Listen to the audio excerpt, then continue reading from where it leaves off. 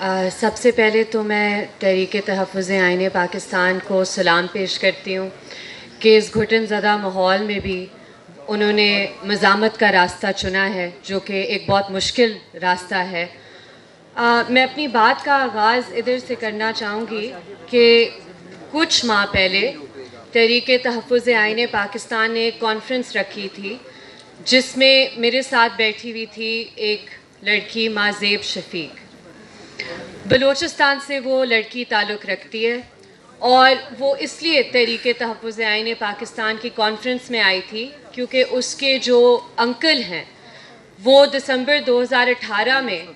متحدہ عرب امارات سے جبری طور پر لاپتہ کیے گئے، پاکستان واپس لائے گئے، اور آج بھی تاحال وہ لاپتہ ہیں۔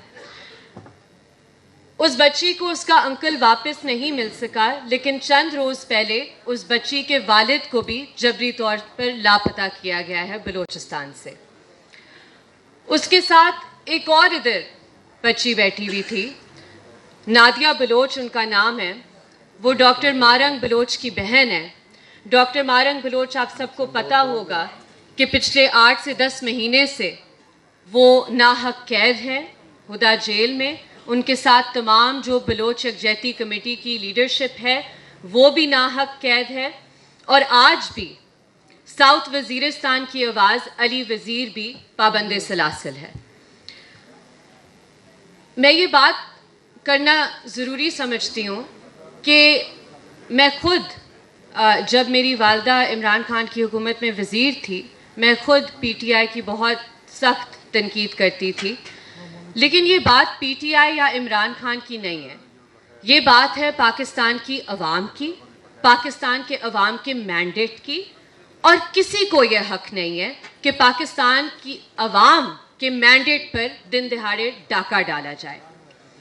آج جو عمران خان کے کرٹکس تھے وہی عمران خان کے حقوق کی بات کر رہے ہیں، کیونکہ ہم اپنے عوام کے حقوق کی بات کر رہے ہیں۔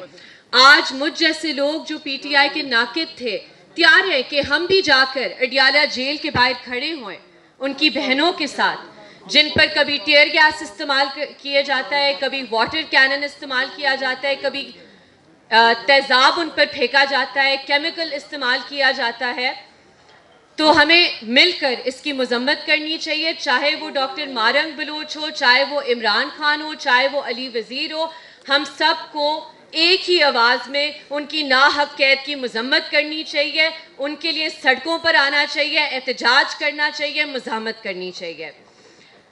آج بھی اسلام آباد ہائی کورٹ میں کچھ دن ہی پہلے عدلیہ کے شیر طارق محمود جہانگیری کو ایک غیر قانونی، غیر آئینی فیصلے کے تحت ان کے عہدے سے ہٹایا گیا۔ یہ پاکستان کی تاریخ میں پہلی دفعہ ہوا ہے، یا شاید کسی بھی مہذب معاشرے کے تاریخ میں یہ ہوا نہ ہو کہ ساتھی جج اپنے ہی برادر جج کے خلاف ایک کوو وارنٹو کی رٹ سن کر انہیں گھر بھیج دیں۔ اب افسوس کی بات یہ ہے کہ اسلام آباد ہائی کورٹ میں جن لوگوں کو ججز کے طور پر بٹھایا گیا ہے، ہم سب کو پتہ ہے وہ کس کی نوکری کرنے کے لیے ادھر بیٹھے ہوئے ہیں، وہ کس کی ایما پر، کس کی ڈکٹیشن پر فیصلے دیتے ہیں۔ ہم سب کو پتہ ہے کہ چیف جسٹس سرفراز ڈوگر کو کیوں چیف جسٹس لگایا گیا، اور جسٹس جہانگیری کے ساتھ جو ہوا اس پر میں بحیثیت ایک وکیل اسلام آباد ہائی کورٹ بار ایسوسی ایشن کی سخت الفاظ میں مذمت کرتی ہوں کہ وہ اپنے عدلیہ کے ان ججز کے ساتھ کھڑے ہونے کی جگہ پر وہ ان ججز کے ساتھ کھڑے ہوئے ہیں جو ٹاؤٹس بٹھائے گئے ہیں اسلام آباد ہائی کورٹ میں۔ آج بھی جو پاکستان میں تنقیدی آوازیں ہیں، جو آپ کے سامنے ادھر لوگ کھڑے ہوئے ہیں، بیٹھے ہوئے ہیں، چاہے وہ اسد علی طور ہو، چاہے وہ متی اللہ جان ہو، چاہے وہ سراب برکت ہو، آج کسی بھی صحافی کا سوال پوچھنا،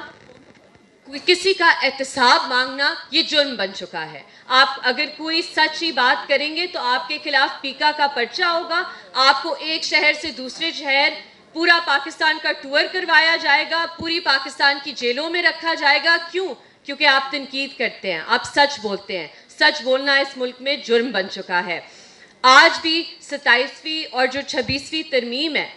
اس کے خلاف جو مزاحمت اور میں خراج تحسین پیش کرتی ہوں کراچی بار ایسوسی ایشن کو اور کراچی کے باہمت وکلاء کو جو آج بھی سڑکوں پر اس کے خلاف مزاحمت کر رہے ہیں، لاہور کے بہادر وکلاء کو جو سڑکوں پر اس کے خلاف مزاحمت کر رہے ہیں، اور میں اسلام آباد میں موجود وکلاء کو اپیل کرتی ہوں کہ خدارا ہم بھی تھوڑی سی ہمت کر لیں، خدارا ہم بھی سڑکوں پر آ جائیں، کیونکہ یہ ہم سب کی بات ہے، یہ صرف ایک جج کی بات نہیں ہے۔ میں آخر کار یہ صرف ایک تجویز ادھر رکھنا چاہوں گی، میں پی ٹی آئی کی ووٹر سپورٹر نہیں ہوں، میری شاید رائے نظر انداز کی جائے، لیکن میں ریکویسٹ یہ کرنا چاہوں گی ایک نوجوان ہوتے ہوئے، ایک وکیل ہوتے ہوئے، کہ بہت ضروری ہے کہ کیونکہ پی ٹی آئی پاکستان کی اس وقت مقبول ترین پارٹی ہے، کیونکہ عمران خان کو مینڈیٹ دیا ہے اس عوام نے، کہ میں پی ٹی آئی سے ریکویسٹ کرتی ہوں کہ وہ اپنی پالیسی واضح الفاظ میں بیان کر لیں، وہ یہ فیصلہ کر لیں کہ کیا آپ